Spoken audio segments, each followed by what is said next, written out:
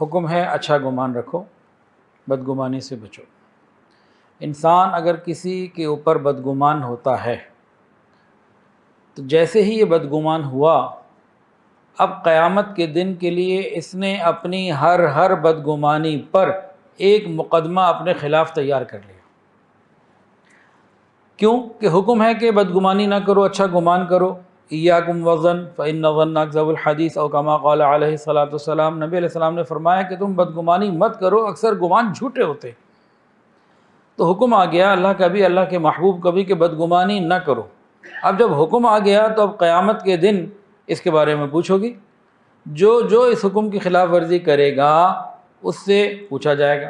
اب بدگمانی تو ایک دن میں کئی دفعہ ہو سکتی ہے، درجنوں دفعہ بھی ہو سکتی ہے، درجنوں لوگوں سے بھی ہو سکتی ہے۔ تو جس وقت کسی کے دل میں کسی دوسرے کے لیے بدگمانی پیدا ہو گئی، ایک مقدمہ تیار ہو گیا۔ اب اس کا فیصلہ قیامت کے دن ہوگا کہ یہ اس مقدمے میں کامیاب ہوتا ہے یا پھنستا ہے۔ قیامت کے دن ثابت کرنا پڑے گا، ہاں تم بدگمان ہوئے تھے، تمہیں منع کیا تھا نہیں ہونا، اب ثابت کرو۔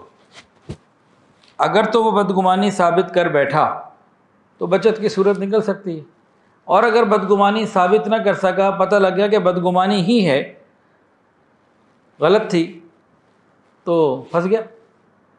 یعنی ہر بدگمانی ایک مکمل مقدمہ ہے قیامت کے دن، اور ہم دن میں کتنے ہی مقدمات اپنے اوپر تیار کرواتے جا رہے ہیں، ہمارے خلاف پرچے کٹتے چلے جا رہے ہیں۔ ہر بدگمانی ایک FIR کی مانند سمجھ لیں، پرچہ کٹ گیا۔ سفیان ثوری رحمۃ اللہ علیہ ایک بہت بڑے اللہ والے گزرے ہیں، کہتے ہیں کہ ایک عمل کی وجہ سے، ایک بدگمانی کی وجہ سے میں 5 مہینے تہجد کی نماز سے محروم رہا۔ اتنے بڑے اللہ والے، اتنے بڑے بزرگ، اتنا بڑا آدمی کہہ رہے کہ میں ایک ایسی بدگمانی کی 5 مہینے میں ایک نیک عمل سے، تہجد سے محروم رہا۔ پوچھا حضرت کیا ہو گیا؟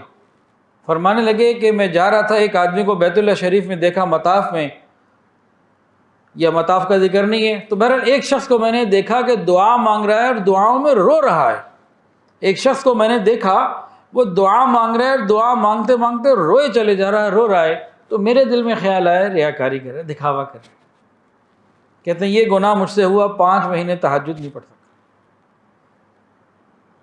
اب جو دن رات بدگمانی کریں، ہر ایک سے بدگمانی کریں، تو ان کا کیا بنے گا؟ اچھا ایک اچھا گمان، کیا ہے جی؟ اچھا گمان۔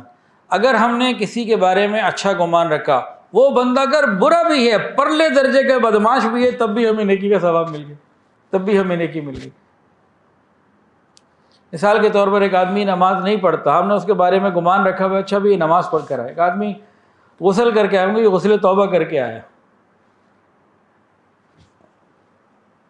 ہم اچھا گمان قائم کر لیں تو اس پر ہمیں نیکی مل جائے گی، اگرچہ وہ نیک ہے نہیں ہے، وہ کیا ہے، وہ ہمارا مسئلہ نہیں۔ تو بدگمانی ایک مستقل گناہ ہے، اچھا گمان ایک مستقل نیکی ہے۔ اب امام اعظم امام ابو حنیفہ رحمۃ اللہ کا واقعہ انتہائی عجیب۔ امام اعظم امام ابو حنیفہ رحمۃ اللہ علیہ کون ہیں؟ قرآن و حدیث کو سمجھنے والے، اس پر عمل کرنے والے۔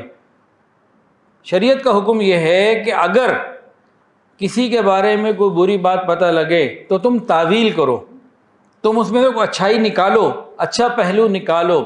100 میں سے 99 پہلو برے نکلتے ہیں، اور ایک اچھا نکلتا ہو تو ایک کو اختیار کر لو، 99 کو نظر انداز کر دو۔ شریعت یہ کہتی ہے۔ اس پر نہ میں عمل کرتا، نہ آپ کرتے، کوئی بھی نہیں کرتا الا ماشاء اللہ۔ شریعت کیا کہتی ہے کہ کسی کے بارے میں بری بات کا پتہ لگے تو اس کے لیے تعویل کرو، اچھائی نکالو، کوئی خوبصورت پہلو نکالو، خود تلاش کرو، تعویل کرو۔ جیسے تم اپنے لیے تعویل کرتے ہو، تم اس دوسروں کے لیے تعویل کرو۔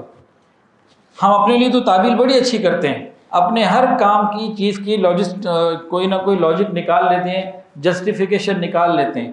شریعت یہ کہتی ہے جس طرح تم اپنے لیے جسٹیفیکیشن نکال لیتے ہو، دوسروں کے لیے بھی نکالو۔ ہم اپنے لیے تو جسٹیفیکیشن نکالیں، دوسروں کے لیے نہ نکالیں، تو یہ تو مطلب ہے کہ غلط بات ہے۔ اب شریعت کیا کہہ رہی ہے کہ کسی کے بارے میں بدگمانی ہو، 99 باتیں اگر نیگیٹو ہیں اور ایک پازیٹیو ہو تو اس ایک کو اختیار کر لینا، 99 کو چھوڑ دینا۔ ہے کوئی مرد ایسا جو اس پر عمل کرنے والا ہو؟